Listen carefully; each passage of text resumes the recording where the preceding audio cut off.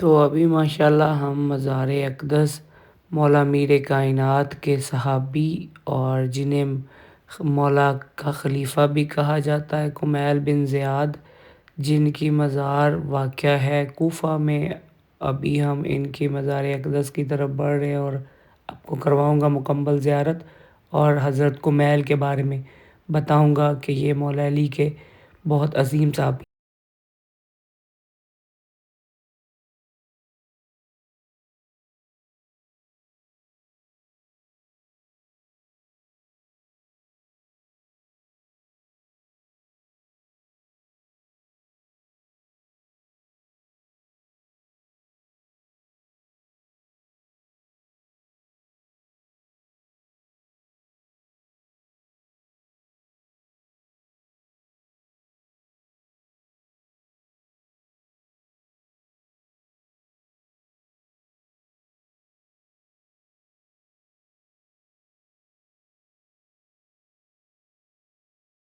تو ابھی یہ مزار اقدس خواجہ حضرت کمیل جو مولا علی علیہ السلام کے خلیفہ ہیں اور جو تابع رسول صلی اللہ علیہ وسلم ہیں، ماشاءاللہ ان کی ہم حرم کی روضے کے اندر سے زیارت کر رہے ہیں، ان کی مزار اقدس۔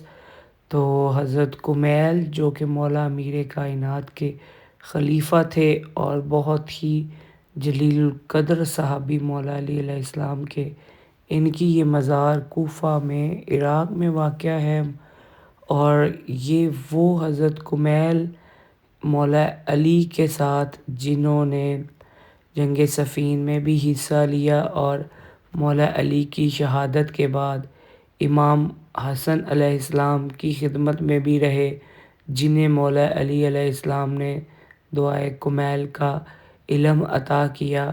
یہ بہت ہی عظیم صحابی تھے مولا امیر کائنات کے، انہیں یہ مرتبہ حاصل تھا کہ یہ مولا کے خلیفہ کہلائے جاتے تھے، اور ان کی مزار جو ہے ماشاءاللہ ابھی ہم اندر سے مکمل زیارت کر رہے ہیں۔ خوبصورت ترین مزار بنائی ہوئی ہے، کیونکہ مولا کے بہت ہی عزیز صحابی تھے اور مولا سے محبت کرنے والے اور بہت ہی جلیل القدر صحابی ماشاءاللہ۔ تو یہ جو ہے اندر مکمل شیشے کا کام ہوا ہے، اور پتھر بھی بہت ہی قیمتی یہاں پہ استعمال کیا گیا، باقی ڈیٹیل بھی میں آپ کو آگے چل کے بتاتا ہوں۔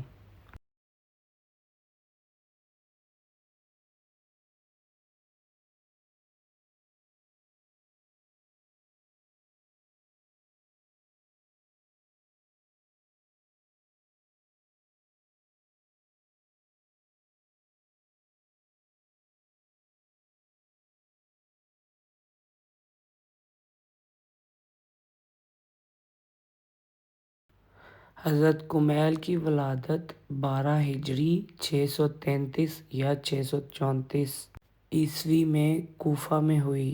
آپ کے والد کا نام زیاد بن نائک ہے۔